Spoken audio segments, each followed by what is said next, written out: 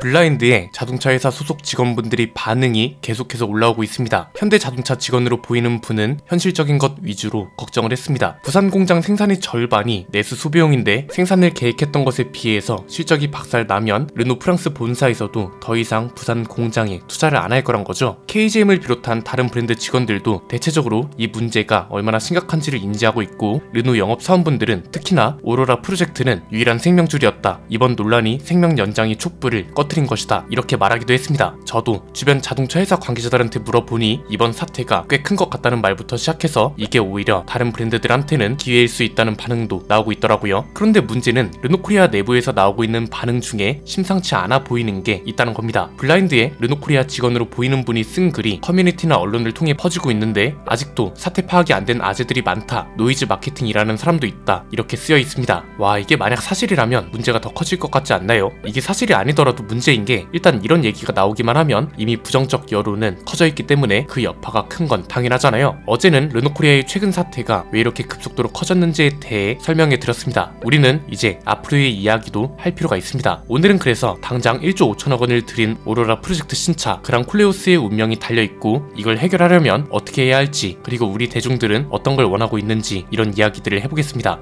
미안한데 20초만 좀 빌려줄 수 있나요?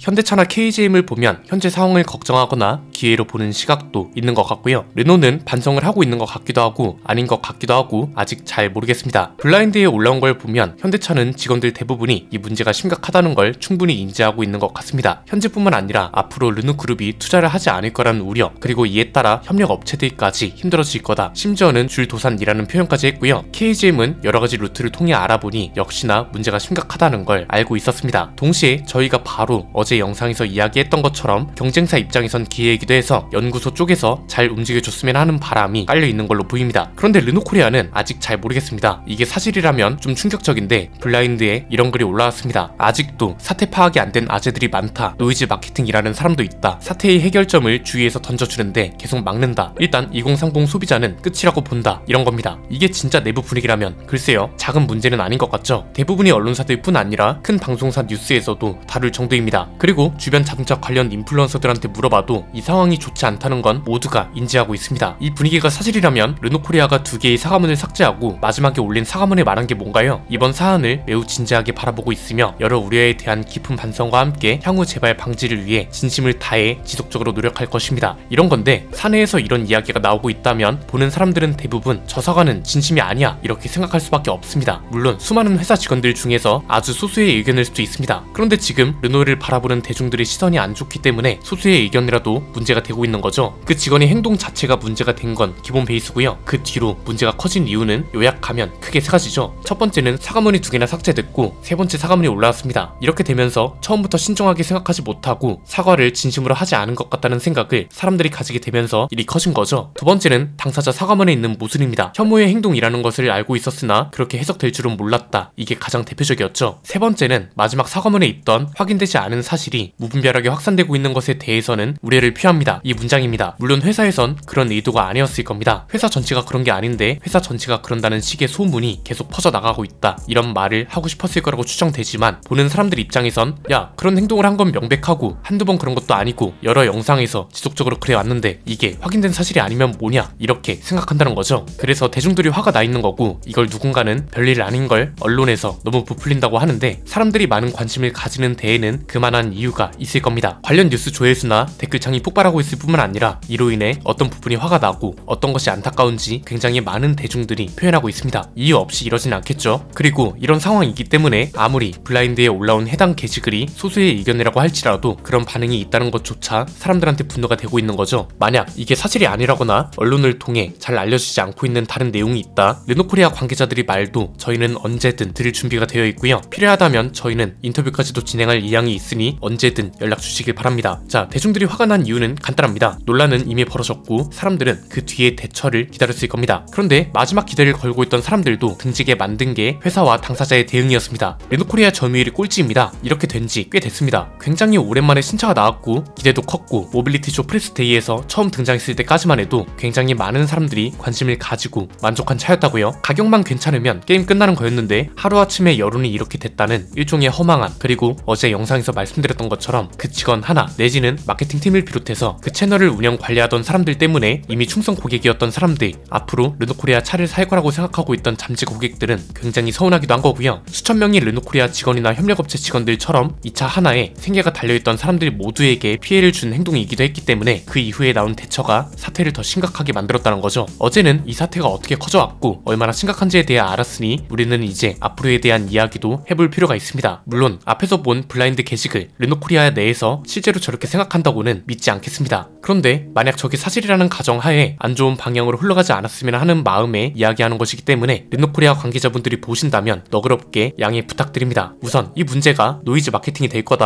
마케팅팀 내부에서 이런 말을 하는 사람이 있다면 그 사람은 마케팅 일선에서 물러나게 해야 할 정도로 강한 조치가 필요해 보입니다. 대중들이 반응과 흐름을 제대로 읽지 못하는 사람은 절대로 대중들에게 회사 제품을 팔 수 없습니다. 그리고 이번에 문제가 된 해당 직원은 책임을 분명히 지게 하고 이 상황을 대중들한테 제대로 알릴 필요가 있습니다. 이게 그 직원한테도 좋을 겁니다. 왜냐? 여기서 말하는 대중에는 이미 고객인 사람들과 잠재적 고객인 사람 모두가 포함되어 있는 겁니다. 사상의 자유 내지는 표현의 자유로 본인의 행동을 설명할 수 있겠죠. 그러나 그로 인해 불특정 다수가 불쾌해하거나 피해를 받고 이는 즉 불특정 다수에게 확실하게 사과할 필요가 있다는 말도 되는 겁니다. 회사 전체적으로 생각도 바꿔야 할 겁니다. 일각에선 분명 2030만의 문제라고 치부할 수도 있습니다. 물론 그럴 수도 있죠. 그런데 이건 말이 통할 때와 안 통할 때는 구분해야죠. 이 문제가 터진 당일까지만 해도 통할 수 있는 말이었습니다. 그러나 지금은 아닙니다. 왜? 이미 공중파 뉴스에 떴잖아요. 이 말은 뭐냐? 2030뿐만 아니라 40대 이상 대중들한테도 이 사실이 알려졌다는 거고 그 손가락의 의미가 뭔지 모르던 사람들도 알게 됐다는 소리가 됩니다. 불특정 다수에 해당하는 잠재적 고객들도 이 사실과 의미를 알게 됐을 거란 거죠. 어제 저희 영상에 달린 댓글들을 보면 마음을 아프게 하는 내용들이 꽤 많았습니다. 어떤 분은 르노코리아 영업사원이라고 주장하면서 이런 이야기를 합니다. 신입사원 때는 알바도 병행하고 대출도 받아서 생계를 유지했대요. 1, 2년이 지나다 보니 어떤 때는 많이 벌다가도 최저시급도 못 받을 정도로 힘든 상황이 다시 찾아오기도 하고 회사나 영업 쪽 분위기가 좋지 않았다고 합니다. 그래도 그동안 노력해온 게 있으니 계속 버티다 보면 좋아질 거란 생각을 하던 찰나에 오로라 프로젝트가 나왔고 그걸 하루 만에 부순 게 그 여직원이라는 말도 합니다. 그러니까 이분은 이 상황을 묵고 갈 게 아니라 어떻게 대처할 거라는 걸 회사에서 확실하게 말하고 그 직원은 강하게 처벌하길 원한다는 겁니다. 또 다른 분은 아버지가 30년 가까이 르노에서 일했는데 이런 논란에 휩싸여서 안타깝다는 신경을 전했고요. 르노코리아는 여기까지인 것 같아서 안타깝다. 그리고 그게 고작 한 개인이 사상 증명이라는 철부지 판단 때문인 것 같아서 더욱 슬프다고 남겨주셨습니다. 이분들이 실제로 직원이거나 직원의 가족인 건 우리가 알 수 없죠. 그러나 대부분의 르노코리아 직원들이 이렇게 생각할 거라는 걸 믿어 의심치 않습니다. 실제로 언론을 통해서도 비슷한 사례들이 소개되고 있기도 하니까요. 그러니까 어제 영상에서 말씀드린 것처럼 이 회사에 생계가 달려있거나 한 분들은 이렇게나 안타까워하고 있고 그만큼 이 일은 심각한 게 맞는데 정작 회사에서 공식적으로 나오는 대응은 대중들이 생각했던 것에 미치지 못해서 이 분노가 잘 식지를 않고 있는 거죠. 회사는 타이밍도 잘 따져야 합니다. 특히 한국 사회에서 지금 어떤 일이 벌어지고 있느냐를 잘 파악하라는 겁니다. 최근에 이거랑 비슷한 논란이 너무 많았습니다. 가장 가까운 시기에는 어떤 일이 있었나요? 화성 동탄 경찰서 사건이 있었죠. 이런 논란들이 지속되어 오면서 한창 시끄러운 와중에 르노가 대중들의 분노 심리를 빵 터트린 거죠. 사람들이 그래서 지금 어떤 반응까지 보이냐, 구독자 2000명짜리 채널 영상 검수도 제대로 못하는데 신차 검수는 제대로 하겠냐는 말까지 합니다. 이건 그냥 긴 말할 필요도 없이 최근에 볼보에서 나온 대처를 본받으면 된다고 봅니다. 사회적으로 지탄받아 마땅한 행위는 어떻게 근절하고 그 뒤에 대처나 책임은 회사에서 전적으로 진다는 자세를 볼보에서 제대로 보여줬습니다. 밀양 사건 관계자가 볼보 딜러사에서 일하고 있다는 사실이 알려졌고 해당 볼보 딜러사에서는 즉각 해당 직원을 해고 조치했다는 공지와 사과문을 올렸습니다. 사과문도 얼마나 간결한가요? 어제 말씀드렸던 사과문의 기본을 아주 잘 갖추고 있죠. 최근에 어떤 일이 있었고 이에 대해 당사자를 어떻게 조치했고 이러이러한 일 때문에 우려를 끼친 점에 대해 사과하고 앞으로는 어떻게 하겠다, 이렇게 간결한 구조에 말하고자 하는 바가 명확한 문장만이 있으니 사과문 자체가 굉장히 깔끔하고 실제로 그 뒤로도 어땠나요? 관련 사건에서 볼보와 관련된 어떠한 논란도 없었고 일이 더 이상 커지지도 않았습니다. 외국계 기업이기 때문에 딜러사 재량도 있었겠지만 스웨덴 본사에서도 즉각 조치하라는 지시나 소통이 있었기에 가능했을 겁니다. 공자 할아버지가 이런 말을 했습니다. 잘못을 저지르고도 고치지 않은 것, 이를 잘못이라 이른다. 이미 대중들은 화가 많이 났습니다. 그랑 콜레오스 출시가 올해 9월로 알려졌는데 그 전까지 대중들이 화를 시킬 수 수 있는 건 르노코리아의 역량에 달려 있습니다. 부디 좋은 방향으로 마무리가 되었으면 하는 바람을 전합니다. 오늘 내용은 여기까지입니다. 내용이 유익하셨다면 구독과 좋아요 알림 설정 부탁드립니다. 지금까지 저는 안피디였습니다. 감사합니다.